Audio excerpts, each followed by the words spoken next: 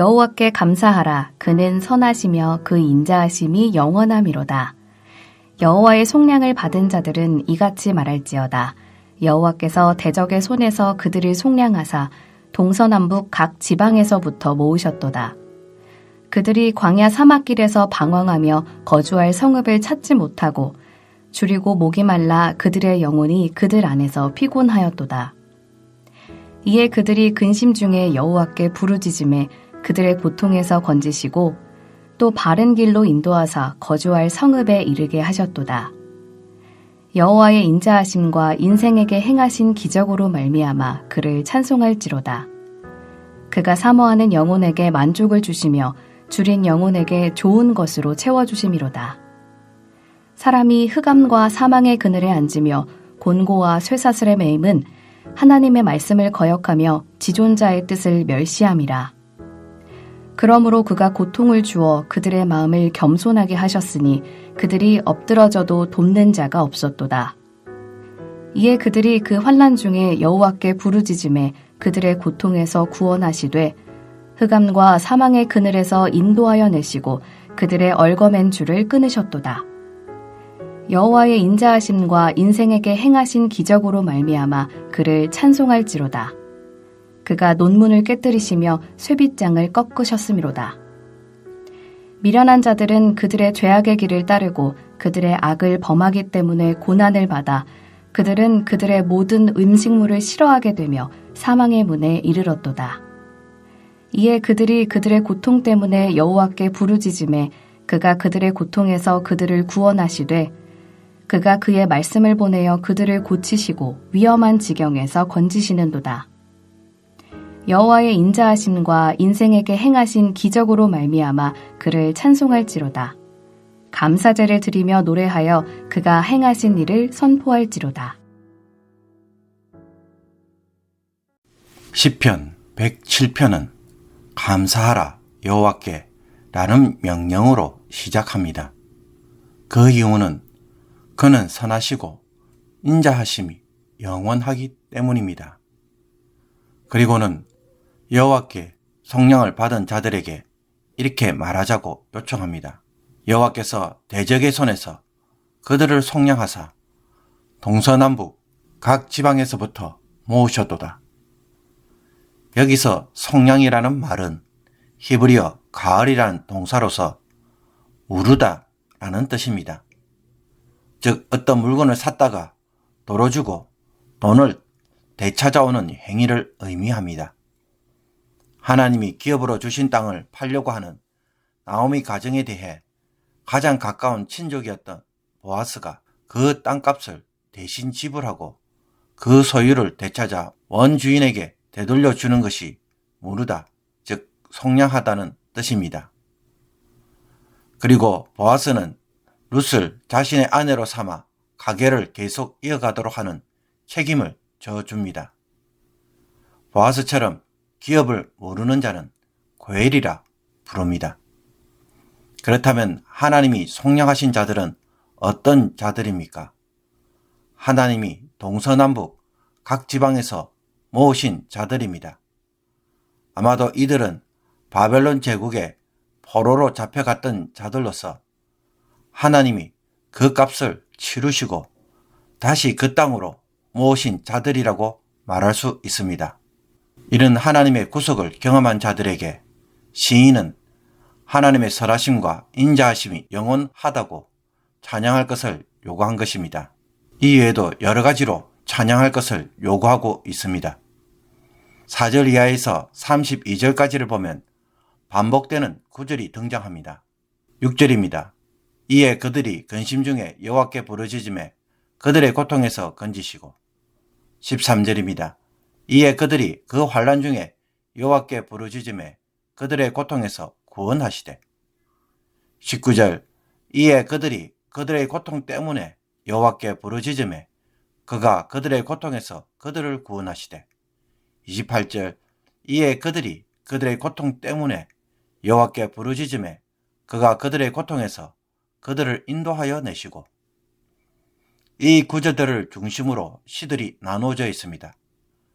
그래서 그 내용들을 보면 삶의 위기에 직면하여 구속받은 자들이 근심하며 혹은 고통 때문에 하나님께 부르짖을 때 하나님이 그 고통에서 건지시고 구원하시고 인도하셨다는 고백을 반복적으로 하고 있습니다. 그리고 이 하나님을 찬양하자고 8절, 15절, 21절에서 후렴구로 반복되고 있습니다.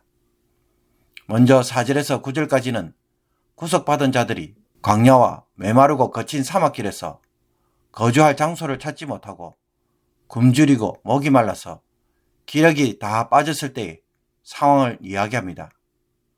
이것을 볼 때 그들이 포로 생활에서 벗어나 광야를 지나가는 힘든 여정을 연상하게 만듭니다. 그들이 이와 같은 상황에서 근심 중에 하나님께 부르짖을 때 하나님이 바른 길로 인도하여 쉴 곳을 찾게 하셨다고 고백합니다.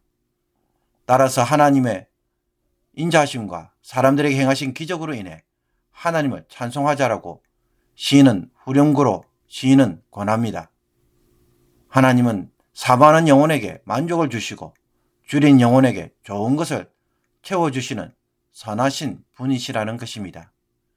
즉 목마른 사람에게 물을 실컷 마시게 하시고 배고픈 사람에게 좋은 음식을 마음껏 먹게 해주시는 것입니다.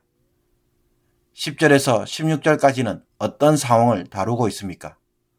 사람이 어둠과 죽음의 위협 아래에서 살면서 고통과 쇠사슬에 묶여있는 포로와 같은 상황을 언급합니다. 이렇게 사는 이유는 그가 하나님의 말씀을 거역하고 지존자의 뜻을 경멸했기 때문입니다. 이에 하나님은 그들에게 고통을 주어서 그들의 마음을 겸손하게 하셨습니다.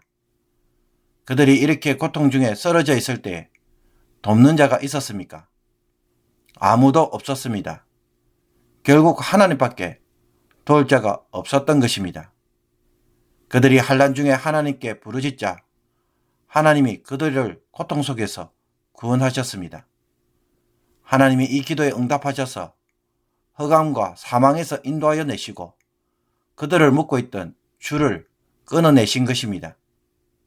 여기에 대해 시인은 또다시 15절에서 외칩니다. 여호와의 인자하심과 인생에게 행하신 기적으로 말미암아 그를 찬송할지로다.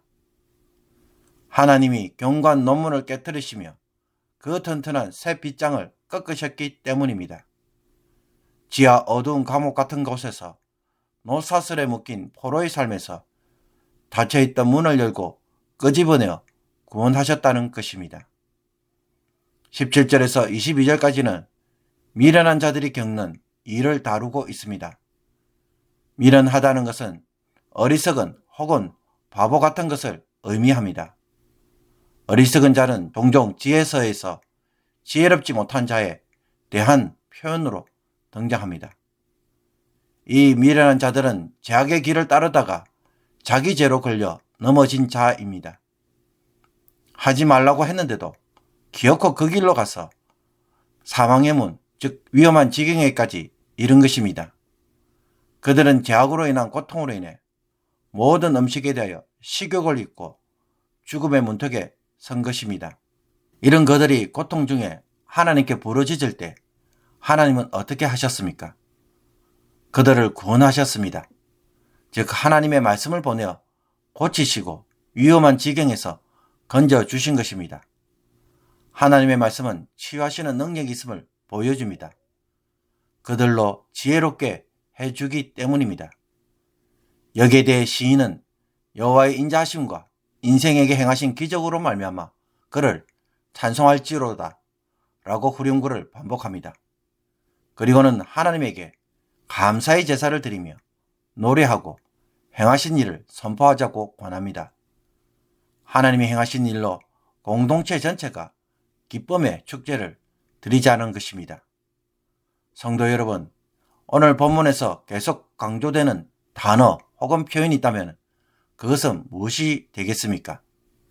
그것은 하나님은 속량하시는 분이시라는 것입니다. 바벨론 제국에 흩어져 있던 백성들을 대적자들의 손아귀에서 빼내어 자기 땅으로 돌아오게 하셨습니다. 그리고 광야에서 길을 잃고 마실 것과 먹을 것이 없어서 기력이 다 빠져서 쉴 곳을 찾지 못하는 자들에게 쉴 곳을 주셨습니다. 때론 하나님의 말씀을 거역하고 멸시하는 자들에 대해서도 고통으로 겸손하게 하시며 그들을 구원해 주셨습니다.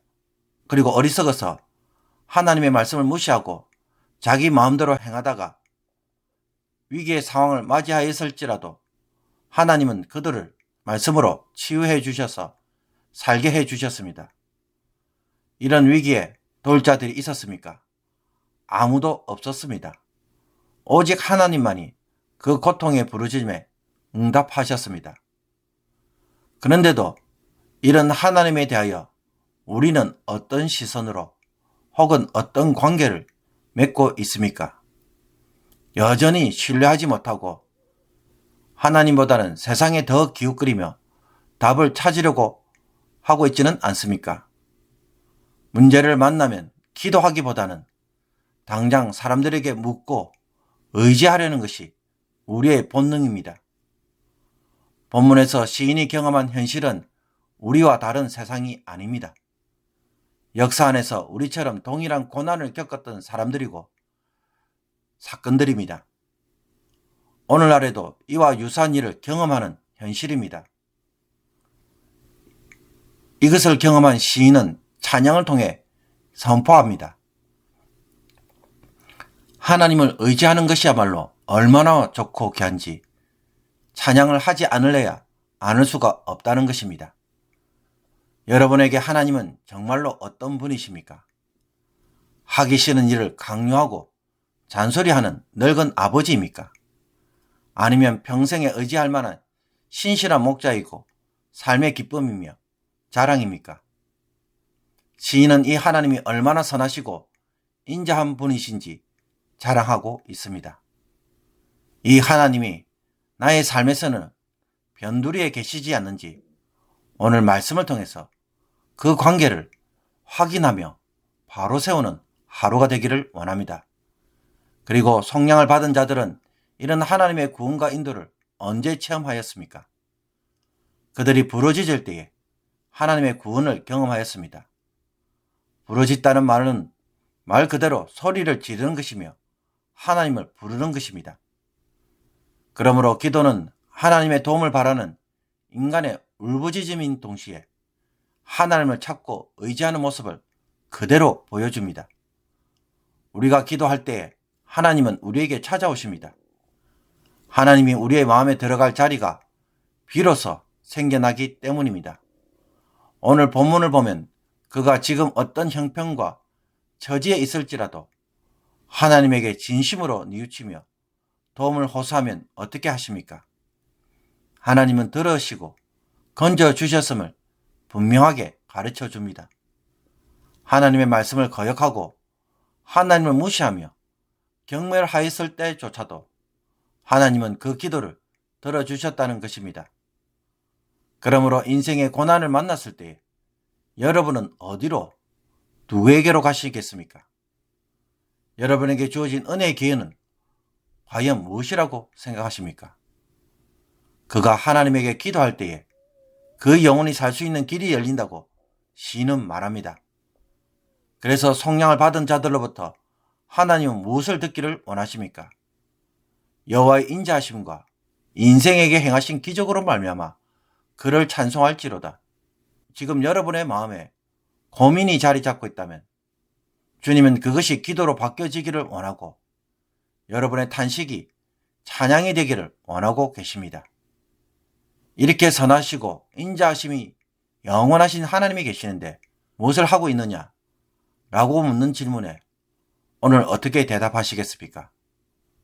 하나님의 구원으로 살게 되는 은혜가 여러분에게 주어지기를 주님의 이름으로 축복합니다. 기도드리겠습니다. 우리의 구원의 하나님, 주의 백성님들이 하나님의 성령으로 인해 날마다 주의 선하심과 인자하심을 찬송하기를 원합니다. 우리의 모든 고난과 질병과 아픔, 고통 속에서 구원하여 주옵소서. 하나님만이 우리의 참 구원자가 되심으로 인생 속에서 체험하게 하시며 평생 하나님을 피난처로 삼는 자들이 되게 하여 주옵소서. 그러나 무엇보다도 그와 같은 일을 겪지 않도록 바른 길로 걸어가게 하시고 주님이 인도하시는 길로만 걷게 하여 주셔서 주의 구원이 아니라 주의 복을 누리게 하시며 주의 평안과 참된 안식을 누리게 하여 주옵소서. 오늘도 근심에 사로잡힌 자들에게 기도의 자리에 나옴으로써 하나님의 구원의 능력으로 살아가는 새로운 삶을 살게 하시고 이와 같은 은혜를 평생에 누리게 하여 주옵소서. 예수 그리스도의 이름으로 기도하옵나이다. 아멘.